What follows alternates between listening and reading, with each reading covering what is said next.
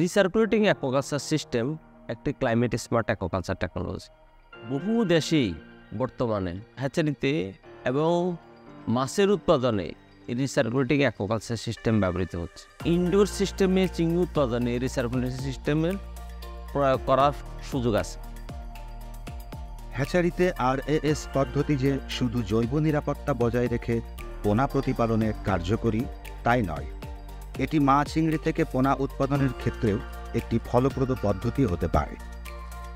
প্রাথমিকভাবে আমরা RAS সিস্টেমের সাথে ফ্লো থ্রু সিস্টেমের কম্পারিজন অর্থাৎ পার্থক্যের মধ্যে দেখা গেছে যে RAS সিস্টেমের গ্রোথ রেট এবং সার্ভাইভাল রেট অনেক ভালো।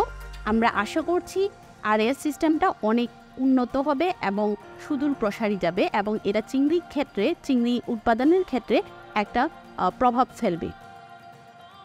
আর্টিমিয়া ফর বাংলাদেশ প্রকল্প RAS নিয়ে যে গবেষণা করেছে তা হাতে কলমে প্রয়োগ করা হয়েছে কক্সবাজারে অবস্থিত কয়েকটি হ্যাচারিতে।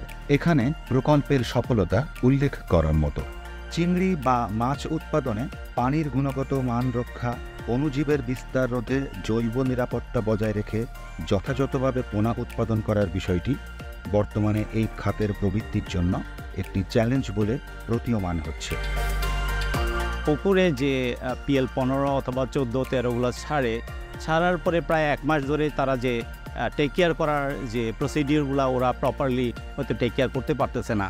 এই ক্ষেত্রে ওয়ার্ল্ড যেটা চেষ্টা করছে যে এই পোনাগুলোকে 15 থেকে প্রায় 1 মাস, 28 অথবা 1 মাস, প্রায় PL-35 পর্যন্ত নিয়ে যদি কালচার করে দেওয়া যায় তাহলে ফার্মাররা কিন্তু এখানে অনেক সুবিধাটা পাবে যে তাদের কালচার পিরিয়ডটা প্রায় 1 মাস কমে যাবে। ইউরোপীয় ইউনিয়নের অর্থায়নে ওয়ার্ল্ড ফিশ পরিচালিত আর্টিমিয়া ফর বাংলাদেশ প্রকল্পের উদ্যোগে এ পদ্ধতি প্রয়োগ করে ইতিবাচক ফলাফল পাওয়ার আশা করা যায়। পদ্ধতিটি গ্রহণ করলে চিংড়ি হ্যাচারিগুলো মা চিংড়ি থেকে গুণগত মানের পোনা উৎপাদনে সক্ষম হবে, পোনা প্রতিপালনে রোগ জীবাণুর ঝুঁকি কমবে, অপরদিকে হ্যাচারিগুলো আর্থিকভাবে লাভবান হবে। লার্জ স্কেলে যদি করতে হয় আমাদের ওই ধরনের আর একটু টেকনোলজি নলেজ অর্জন করতে হবে।